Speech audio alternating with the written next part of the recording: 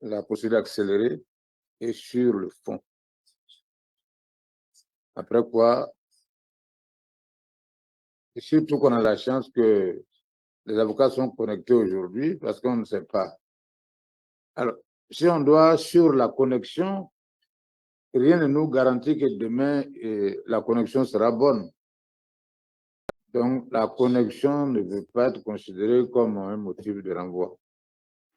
Donc, on a la chance que tout le monde est connecté aujourd'hui, donc c'est une grâce. On va en profiter. Donc, la Cour voudrait vraiment demander à l'État du Sénégal de faire l'effort. On les connaît, ils sont très puissants, et de faire l'effort de plaider, de ce qu'ils veulent ajouter, ce qu'ils veulent commenter. À part, les pièces sont assez abondantes quand même, les mémoires aussi, les écritures. Vous avez vu, c'est pourquoi j'ai montré. Donc, la Cour, compte tenu du nombre d'avocats de part et d'autre, la Cour, compte tenu du nombre d'avocats de part et d'autre, va donner 25 minutes de chaque côté. Quel que soit le nombre d'avocats, vous partagez ce temps comme vous voulez par rapport à ceux qui doivent intervenir. Alors, donc, Maître Clédor Cirelli, votre collectif a la parole pour 25 minutes. Je rappelle qu'il est 12h42. Voilà, donc après, je vais vous arrêter. Voilà. Votre honneur, donc, mon jeune confrère Juan Branco va prendre la parole le premier. Je terminerai le temps de parole qu'il restera, peu importe le temps. Ok, très bien. Merci. Bien, monsieur Maître Branco, s'il est connecté, vous pouvez prendre la parole. Merci, monsieur le... On va considérer qu'il est 12h45 pour que ça soit facile à calculer. Donc, on va ajouter les 3 minutes supplémentaires. Maître Branco, vous avez la parole pour votre plaidoirie. Merci, monsieur le Président. Messieurs de la Cour, j'ai l'honneur et l'émotion de plaider à travers la liberté d'un homme, celle d'un peuple, qui a été meurtri ces dernières années par une confrontation politique particulièrement dure, qui a emporté la vie de près de 60 de ses citoyens dans le cadre d'une répression particulièrement violente des mouvements d'opposition qui, au Sénégal, s'instituaient. La liberté de M. Sonko emporte celle d'un peuple qui souhaite, le 24 février prochain, pouvoir choisir librement et souverainement ceux qui auront à le diriger et le représenter. Elle emporte aussi les vies de 1000 prisonniers que nous considérons comme étant politiques, qui, du fait de leurs opinions, de leur participation à des manifestations, sont détenus le plus souvent sans condamnation, de façon provisoire et limitée, du fait de procédures qui sont menées à leur encontre. Je suis venu aussi plaider l'état de droit et la possibilité pour le Sénégal, élève illustre des plus grands principes de droit international et humanitaire et des droits de l'homme qu'ont fécondé la société internationale, de se montrer à la hauteur de son histoire en libérant M. Sonko, en le réintégrant aux listes électorales et en annulant la dissolution de son parti, le PASTEF, qui a été décidé par son principal concurrent. Ces derniers temps, ces derniers jours, nous avons reçu de nouvelles informations qui n'ont pas été versées au dossier pour ne pas retarder la procédure, qui ont amené le président de la République du Sénégal à dissoudre la commission électorale afin de la remplacer, d'en remplacer les membres par des personnes qui le seraient plus proches.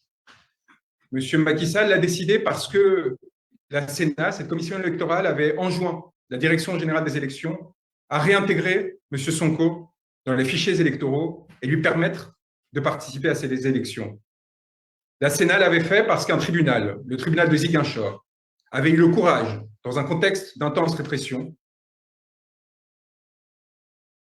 de dire le droit et de demander que M. Sonko puisse redevenir électeur et candidat.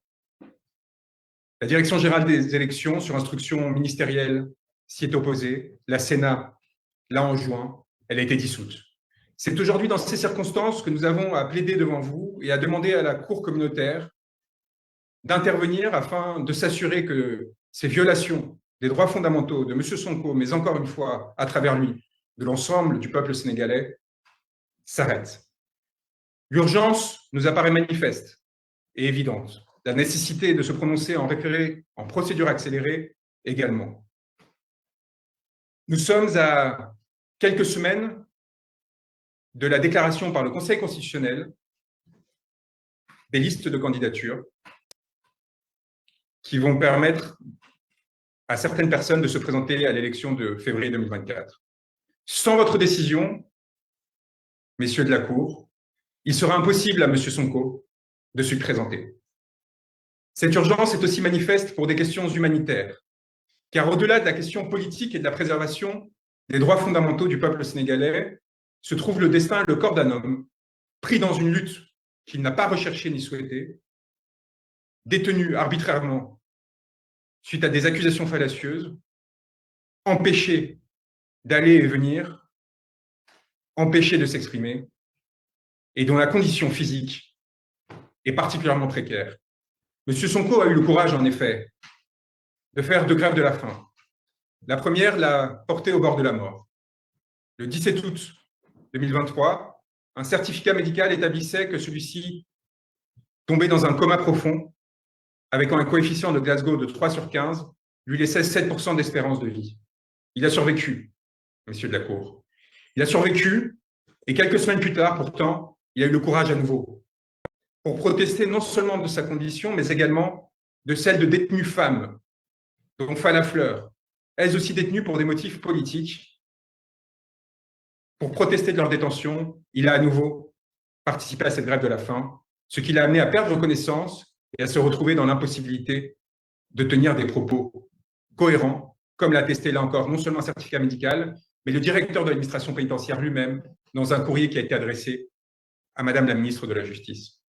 En ces conditions, c'est non seulement des droits formels qu'il vous est demandé de sauvegarder, mais aussi la vie d'un homme.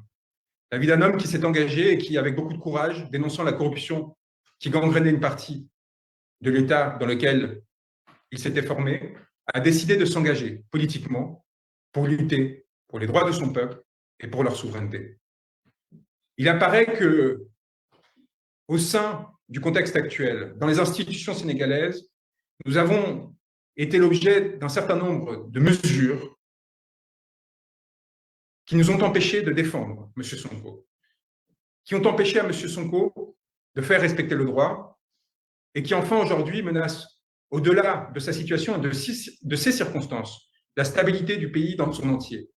Non pas car des opposants chercheraient à le déstabiliser, loin de là, mais simplement parce que lorsqu'un État cesse de respecter ses propres règles, lorsqu'un État cesse de respecter son propre droit, son autorité s'affaisse et les risques de désobéissance, de corruption et donc d'effondrement se multiplient.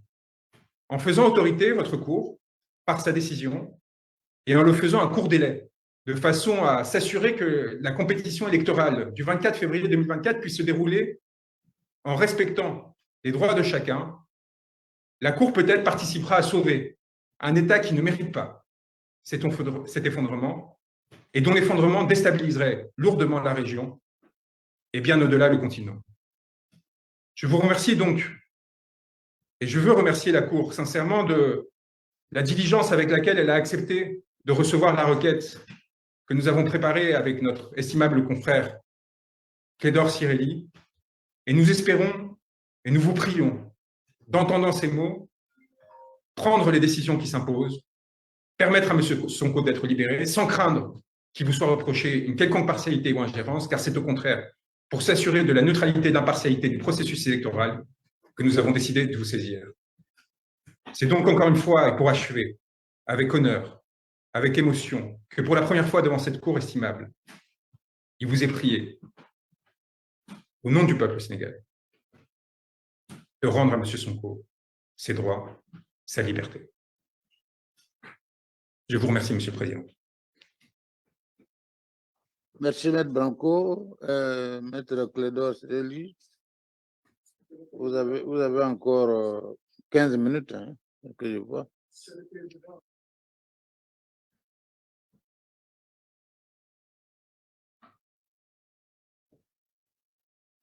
Monsieur le Président, honorable juge, je vais être rapide et je vais devoir balayer très rapidement sur l'ensemble des points.